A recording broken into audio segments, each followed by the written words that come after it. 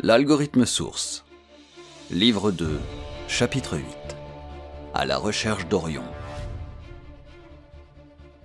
Pierre avait beau chercher, il ne trouvait aucune faille pour pénétrer le programme qui gérait le monde de la Terre. Il passait des heures en compagnie d'Ethan dans la bibliothèque, à consulter livres et dossiers numériques. Mais il ne trouvait rien de probant. L'algorithme source n'était pas la clé tant espérée par Ethan pour ouvrir un chemin d'accès vers Orion. Et Pierre, malgré son grand niveau d'expertise en informatique, dut se résoudre à l'évidence. Nous ne pourrons rien faire d'ici. Pour mener à bien votre projet, mon cher Ethan, il va falloir trouver l'endroit qui abrite les serveurs informatiques d'Orion. Vous êtes sûr? Vous êtes sûr qu'il n'y a pas moyen d'y accéder d'ici? Non. Le système source est sécurisé. Le cryptage est trop complexe. Le seul moyen de pénétrer Orion est d'en trouver les serveurs, et de s'y relier directement. Ah, c'est bien là le problème. Pesta Ethan. Je ne sais pas où se trouvent ces serveurs. On n'a rien trouvé. Rien. Pas le moindre indice sur l'emplacement de cette autre base secrète. Irfan était assis au fond de la pièce avec une tablette holographique sur les genoux.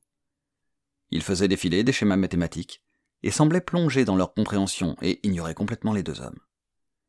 Pierre avait bien tenté d'interagir avec l'enfant quand il le croisait dans la bibliothèque, chacun un livre sous le bras. Mais Irfan le regardait, toujours avec ce regard curieux et profond, si profond parfois que Pierre se disait qu'il était en train de lire ses pensées.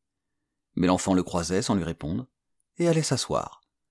Feuilletait le livre qu'il avait pris avec une vitesse déconcertante, lisait-il vraiment, puis retournait en chercher un autre. Irfan était dans sa bulle, et ne s'intéressait pas aux deux hommes.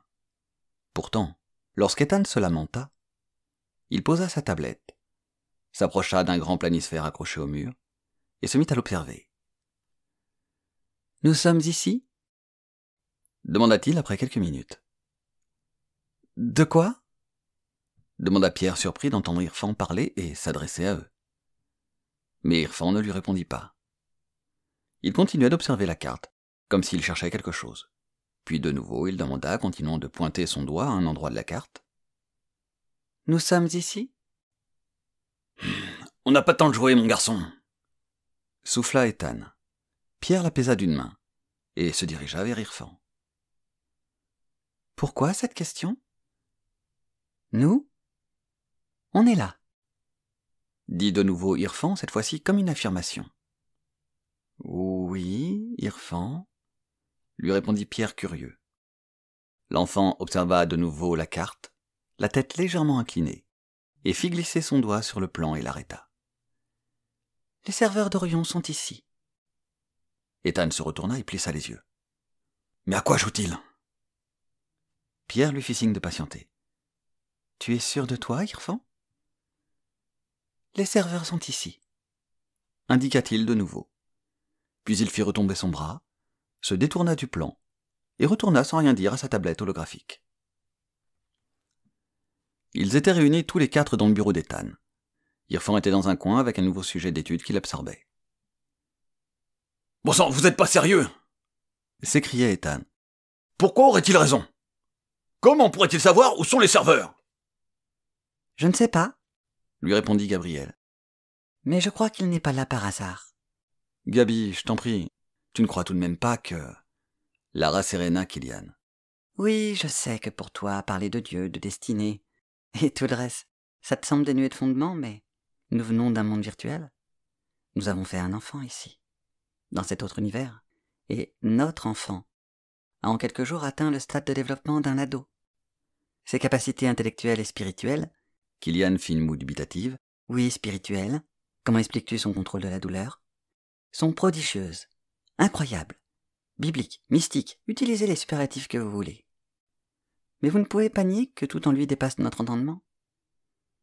Je crois qu'il y a quelque chose d'autre à l'œuvre ici. » Continua-t-elle.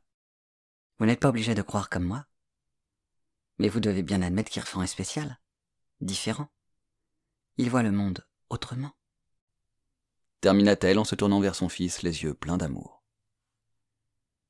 Kylian s'approcha d'elle, l'entoura de ses bras, et lui posa un baiser délicat sur la joue. « Je dois avouer que ta manière de présenter les choses n'est pas piquée des hannetons. » Elle tourna vers lui un regard qui voulait dire « T'es sérieux, là ? Pas piquer des quoi? Pas piquer des hannetons, lui répondit-il hilar. Ça veut dire que ton argumentaire était très bon. Pierre questionna silencieusement Ethan. Celui-ci leva les bras au ciel. Je ne sais pas quoi en penser. Oui, je veux bien admettre qu'il est spécial. Il l'est, ça c'est sûr. Mais de là à voir en lui un être mystique, et à croire qu'il a des visions, je sais pas.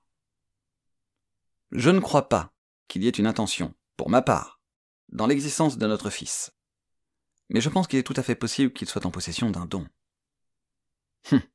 Vous nous avez bien expliqué que cet endroit, ce soi-disant centre de recherche où nous nous trouvons, était aussi un bésodrome. Oui, mais je vois pas le rapport. Les gens que vous voulez faire revenir ici pour être jugés, ceux qui se sont créés une vie éternelle dans Orion, avant cela, ils étaient ici, et ils s'amusaient à venir sur notre terre où ils étaient considérés comme des dieux, semble-t-il. On a parlé de fantômes, de possessions, de possibilités qu'ils aient eu des enfants sur Terre, ou ici d'ailleurs, fruits de nos deux mondes. En prenant ça en compte, on voit d'un autre jour les relations sexuelles de nos mythologies, entre des dieux et des mortels.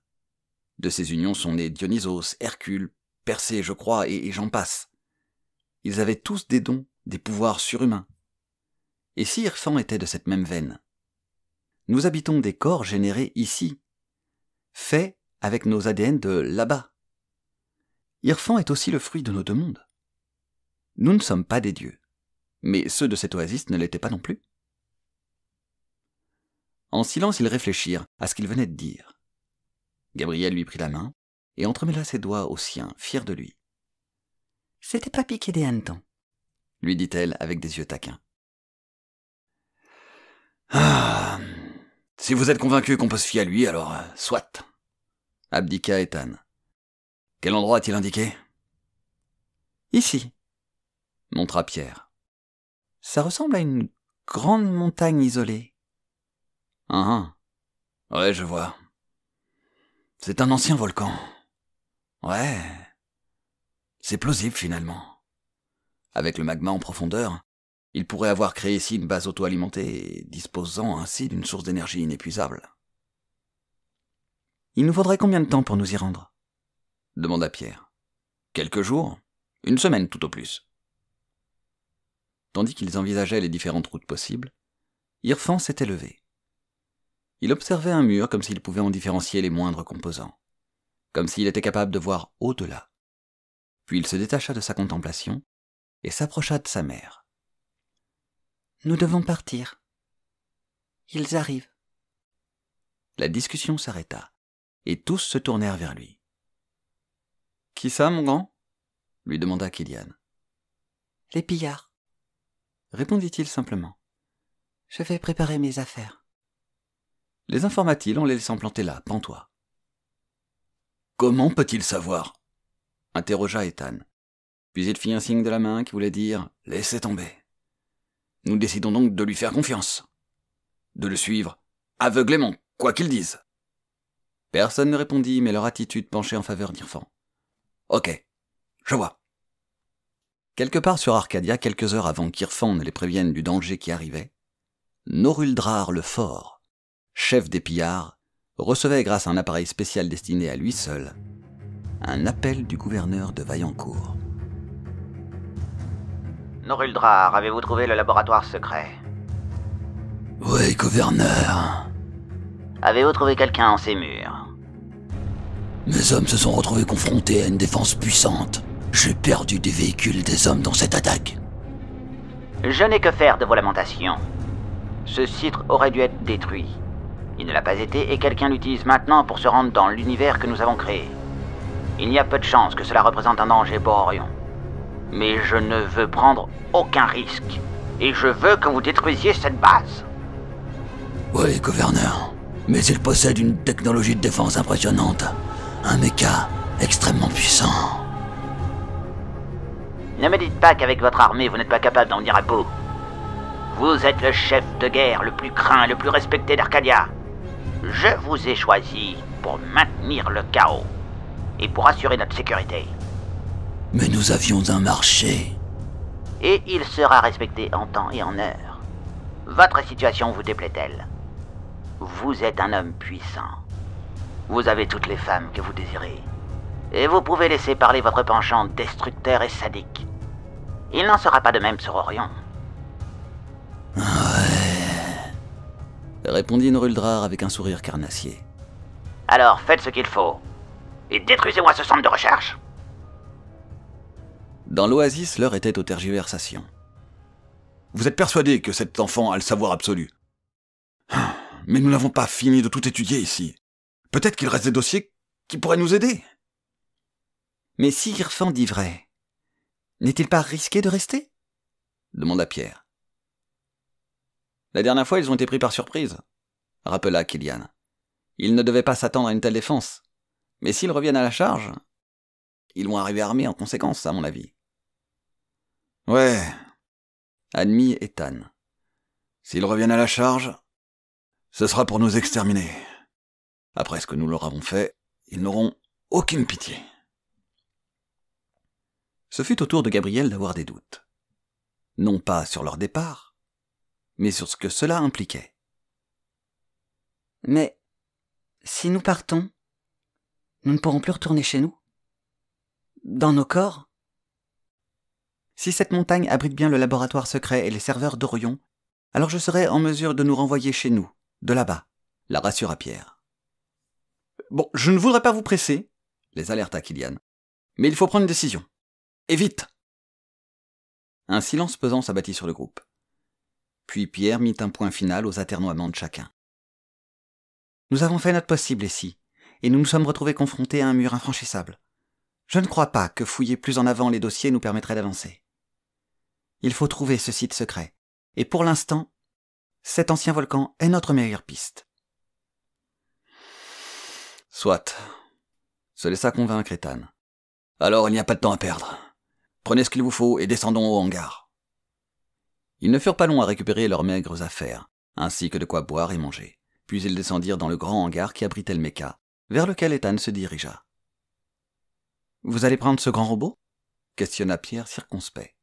« Oui. Vous, montez dans ce véhicule. » dit-il en désignant à ce qui ressemblait à un combi blindé. Ils embarquèrent dans la camionnette, tandis qu'Ethan s'harnachait aux commandes du mecha.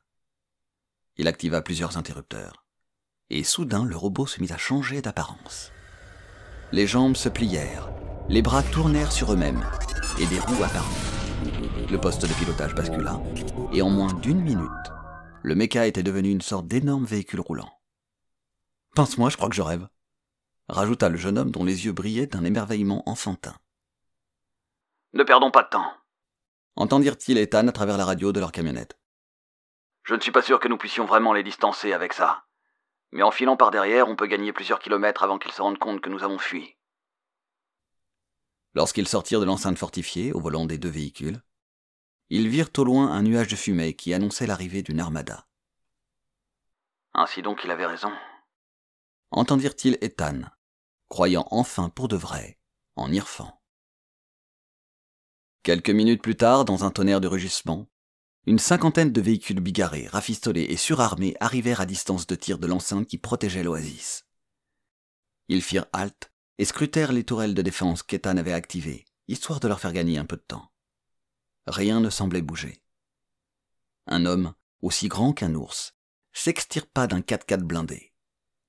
Il prit des jumelles, puis sortit un talkie-walkie et envoya un ordre. 2 cavaliers surgirent sur chacun des flancs de la muraille, épaulèrent de lourds bazookas et tirèrent sur les tourelles. L'explosion se fit entendre de très loin. Ethan jeta un coup d'œil en arrière et vit la fumée de l'explosion s'élever dans le ciel. « Il faut se dépêcher. Quand ils comprendront que nous sommes partis, ils vont se lancer à nos trousses. » Et il avait raison. Chapitre 9. Noruldrar le Fort. Ils roulaient à vive allure dans un paysage proche de ce qu'ils auraient pu voir en Arizona. Après le sable du désert, ils étaient arrivés sur une terre rouge, aride, piquée de ci de là par des touffes d'herbe. Au loin, de hautes formes rocheuses se dessinaient sur l'horizon d'un soleil déclinant.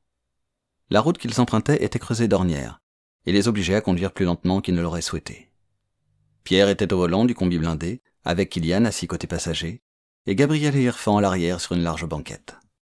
Au fond était posé pêle-mêle tout ce qu'ils avaient pris avec eux avant de partir, dont un exosquelette tout équipé, qui prenait beaucoup de place, trop même, ce qui les avait empêchés d'en prendre un deuxième. Ethan, quant à lui, conduisait le méca transformé en véhicule roulant. C'était un véritable bijou de technologie. Il n'en existait que quelques exemplaires de par le monde avant la guerre, et Ethan pensait qu'il pouvait bien être aux commandes du dernier maintenant. S'il devait se retrouver confronté de nouveau à ces pillards ou à d'autres dangers, c'était un atout de taille, qui pouvait bien faire la différence entre vivre ou mourir. « Il faut que nous arrivions de l'autre côté de ces grandes formations rocheuses. Au-delà, il y a une forêt dans laquelle il sera plus facile de se fondre. »« Croyez-vous qu'il soit à notre poursuite ?» demanda Pierre, agrippé au volant du combi d'une main, tentant de maintenir le véhicule droit malgré le sol irrégulier, et de l'autre main tenant le commutateur de la radio pour parler à Ethan. « Cela ne fait aucun doute. Si nous arrivons à aller assez loin sans nous faire repérer, ils finiront probablement par laisser tomber. Le carburant est une ressource rare. Je ne pense pas qu'ils voudront en gaspiller pour nous, sans être sûrs de nous rattraper. » Mais Ethan se trompait. Noruldrar le Fort, chef des pillards et grand empereur autoproclamé de ce monde dévasté, avait modifié son 4x4 blindé pour accueillir une cellule énergétique atomique. C'était une forme d'énergie moins stable que celle qu'Ethan utilisait pour son méca, et produisant des rayonnements radioactifs dangereux. Mais c'était le cadet de ses soucis. Pour Noruldrar, la mort n'était plus un problème. Bientôt, il irait sur Orion. La mort était même une amie, douce et suave. Il se repaissait des cendres, des cris, du sang qu'il laissait sur son passage. Il avait conquis tous les territoires du centre, ancien fief du gouverneur de Vaillancourt, puis avait étendu son ombre sur les 4 autres continents, laissant des petits cheffaillons y agir pour son compte et mener des guerres incessantes contre les autres chefs de clan. Son rôle était qu'Arcadia demeure dans le chaos, et qu'elle ne puisse plus atteindre le niveau technologique d'avant la guerre. De temps en temps, quand l'envie lui prenait, il rasait un des nombreux camps de fortune qui se montaient de ci de là. Il tuait, pillait, violait, puis embarquait celles et ceux qui restaient pour servir d'esclaves. Les femmes étaient le plus souvent réduites à l'état d'objets sexuels. Lui et ses hommes en consommaient beaucoup. Il faut dire que le traitement qu'elles subissaient les conduisait très souvent vers la mort. Certaines servaient de monnaie d'échange avec les peuplades des autres clans, car bien que ces esclaves travaillant dans les mines extrayaient pour lui suffisamment de ressources, il en était certaines qui n'existaient que sur les autres continents. De temps en temps, il faisait donc du troc. Mais il était hors de question que se normalise un commerce d'échange entre les différents continents. Le chaos devait prédominer. C'était la volonté du gouverneur, et Noruldrar s'y appliquait avec toute la joie qui sied au tyran et bourreau qu'il était. Il était tout ce qu'il avait rêvé d'être, puissant et craint. Lui, ancien tortionnaire au service d'un dictateur, puis arrêté et jugé par la Cour mondiale, condamné à la réclusion perpétuelle dans une prison de haute sécurité, prison qui avait l'air d'un club de vacances comparé à ce que lui avait fait subir à ses propres prisonniers avant d'être arrêté. Le gouverneur de Vaillancourt était venu le voir, et lui avait exposé son projet, et le rôle qu'il voulait qu'il tienne une fois que la guerre aurait éclaté. Il avait accepté. Aurait-il refusé qu'il aurait été assassiné dans les heures suivantes? Il en avait bien conscience. Mais ce n'est pas pour cela qu'il avait accepté. C'est parce que le projet lui plaisait, et que le rôle qu'il aurait à jouer était exactement ce qu'il avait toujours voulu être. Oui, il était le chef le plus puissant, possédant tout et libre de répondre à toutes ses pulsions. Mais quand ces hommes lui avaient parlé de ce gigantesque robot qui les avait tenus en échec, il s'était mis à en rêver la nuit. Il en avait entendu parler, mais n'en avait jamais vu. Un méca, merveille de technologie, puissant et racé, quelle arme magnifique. Il s'imaginait aux commandes de cet engin, de ce robot. C'était une arme digne de lui. Mais il n'y connaissait rien.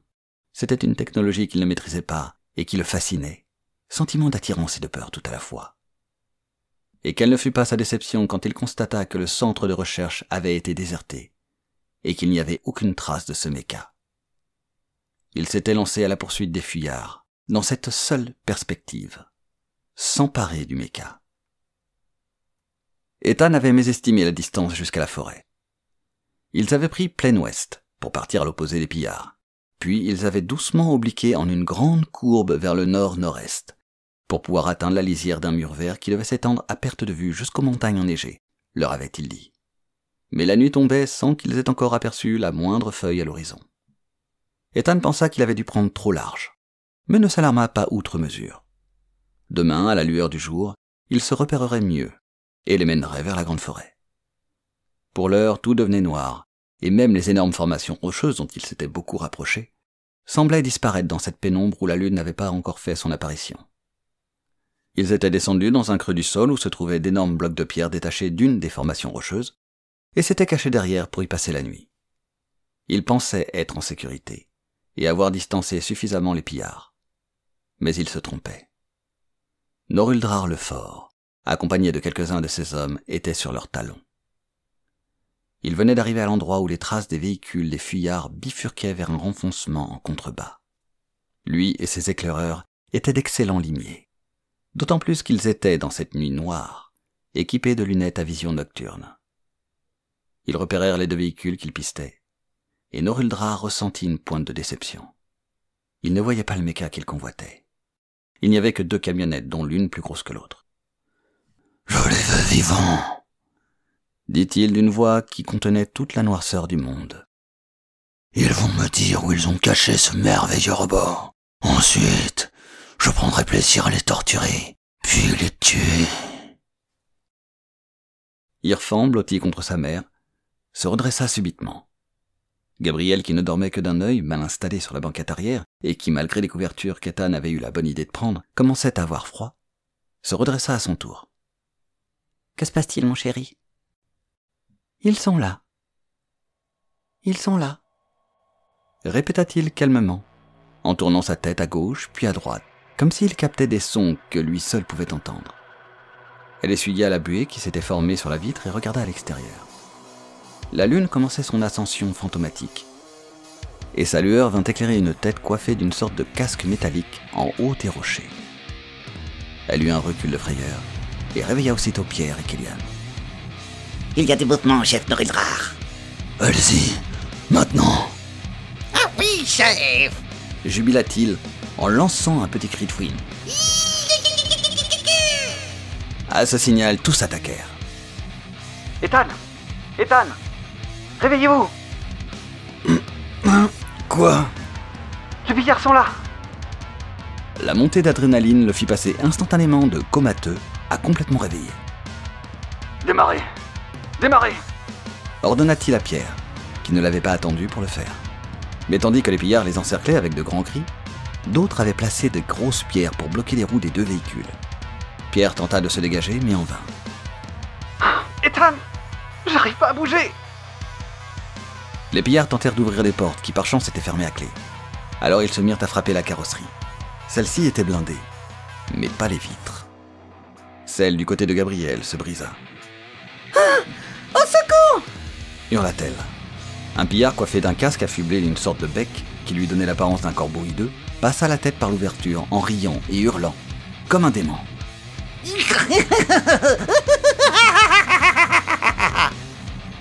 Kélian, qui était sur le siège passager avant, se retourna, réussit à enjamber son siège et envoya un coup de pied dans la tête du corbeau. Son pied écrasa le nez du pillard. Ils entendirent un craquement, et le rire du démon s'étouffa dans le sang avant d'être éjecté par la vitre. Le pare-brise se fissura alors que Pierre tentait toujours en vain de se dégager, faisant hurler le moteur et secouant le véhicule dans tous les sens. Ethan était moins à la peine. Tout son véhicule, vitres compris, était blindé. Lui seul pouvait les sortir de ce mauvais pas. Il activa 2 manettes et enclencha le mode transformation. L'habitacle dans lequel il se trouvait se souleva sous les yeux médusés des pillards qui reculaient. En quelques secondes, la camionnette devint un robot armé de 2 puissants bras articulés. Il balaya d'un bras robotique l'espace devant lui. 3 pillards furent soulevés de terre et projetés dans le ciel, pantin désarticulé passant devant la lueur blafarde de la lune, avant de s'écraser quelques mètres plus loin. Noruldrar était médusé. Un rictus de haine et d'envie se dessina sur son visage. Il lui fallait coûte que coûte ce méca. Il se voyait déjà aux commandes de ce robot, écrasant ses ennemis, pulvérisant quiconque se mettant sur son chemin. « Il me le faut! Tuez-les tous! Sauf le pilote de ce méca, je le tuerai de mes propres mains quand il m'aura appris à m'en servir !» Pendant ce temps, Ethan libéra le combi blindé de ses entraves. Ni une ni deux, la camionnette libérée bondit en avant et remonta sur la piste. Ethan arma sa main droite pour balayer d'un revers de main un pillard qui s'accrochait désespérément à l'une des jambes du méca, tirant dessus, si arc-boutant, s'imaginant ainsi sans doute pouvoir le faire tomber comme une fourmi suspendue au cou d'un éléphant s'imaginerait pouvoir l'étrangler. La main du géant robotique le décapita. Sa tête vint s'éclater contre le 4x4 de Noruldrar, avec le bruit d'une pastèque trop mûre. Ce qui resta du corps resta un moment accroché à la jambe, puis se détacha et tomba. Ethan rejoignit la camionnette, et ensemble ils prirent la fuite. Noruldrar hurla sa frustration.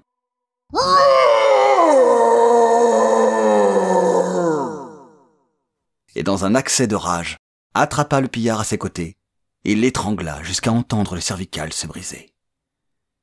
Il regardait le méca disparaître dans la nuit et continuait d'écraser le cou de l'homme déjà mort entre ses doigts. Il serra si fort que soudain il n'eut plus que de la bouillie sanguinolente entre les doigts et que du sang aspergea son visage. Il récupéra une goutte de sang avec sa langue, en goûta la saveur avant de jeter au sol comme un vulgaire déchet le corps inerte. Il ne lui restait plus que 2 hommes en état de se battre. Il entendit gémir dans la pénombre. L'un des 3 pillards que le robot avait balayés dans les airs était encore vivant. Son thorax était enfoncé, ses jambes brisées. Il vit l'ombre de son chef s'étendre sur lui. Il tendit une main suppliante. « Chef ! Chef !» Noruldrar posa sur lui des yeux absents. Ce méca emplissait tout son esprit. Puis 2 billes froides fixèrent le pillard agonisant. Et la botte de Noruldrar écrasa le crâne du malheureux. « Au 4x4 !» ordonna-t-il aux 2 derniers pillards. Puis il regarda une dernière fois dans la direction où avaient disparu le méca et la camionnette. S'ils avaient pu voir ses yeux à ce moment-là, ils auraient frémi. Car dans ce regard, il y avait une flamme, malice mortelle, qui ne pouvait provenir que de l'endroit le plus terrible des enfers. S'ils avaient pu voir ses yeux, reflétant la lueur d'une lune exsangue et mortifère, ils auraient compris qu'il venait de se faire comme ennemi juré, la mort. Eh bien, j'espère que l'algorithme source continue de vous plaire.